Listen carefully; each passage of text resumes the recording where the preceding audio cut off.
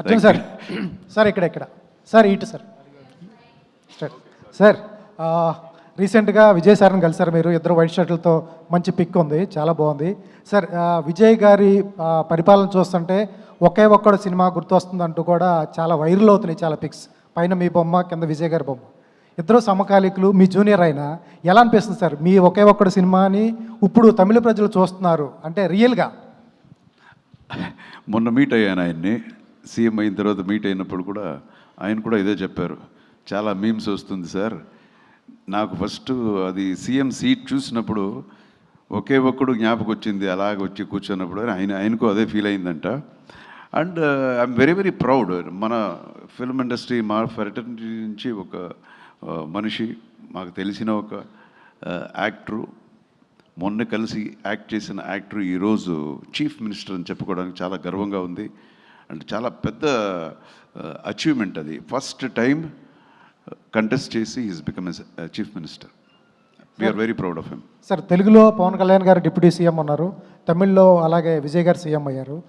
తెలుగు ప్రజలు ఓన్ చేసుకున్నారు పాలిటిక్స్ని. అలాగే కొంచెం మైక్ సార్ దూరం పెట్టుకోండి, దూరం పెట్టుకోండి. Okay sir.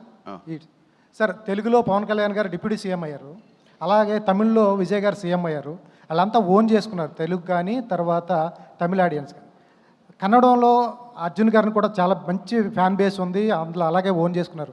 సరే అర్జున్ గారు ఏమన్నా చట్టసభల్లోకి వెళ్ళే అవకాశం ఉంటుందా ఫ్యూచర్లో? నేను బాగుండేది మీకు ఈయనకి ఇష్టం లేదనుకుంటాను. లేదండి, ప్రతిదానికి వాళ్ళకి అది ఉండాలి, లోపల ఉండాలి. నాకు అది లోపల లేదు. లోపల వచ్చి మంచిది చేయాలనేది ఉంది, అది బయట నుంచి కూడా చేసుకోవచ్చు. ఇప్పుడు ఉండే పాలిటిక్స్ వేరేలా ఉంటుందండి. మెయిన్ డబ్బు ఉండాలి. ఆ డబ్బు నా దగ్గర లేదు, అంత డబ్బు లేదు. ప్లస్ మాకు ప్రిన్సిపల్స్. సార్ విజయ్ గారు కూడా డబ్బులు ఖర్చు పెట్టకుండా సీఎం అయ్యారు సార్. ఏమన్నారు? విజయ్ గారు కూడా డబ్బులు ఖర్చు పెట్టకుండా సీఎం అయ్యారు తమిళనాడు. ఏమన్నారు సార్?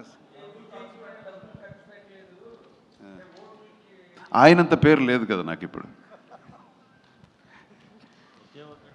చెప్పండి, అడగండి. అయిపోయింది ఆన్సర్. అభిరామి గారు చెప్పండి.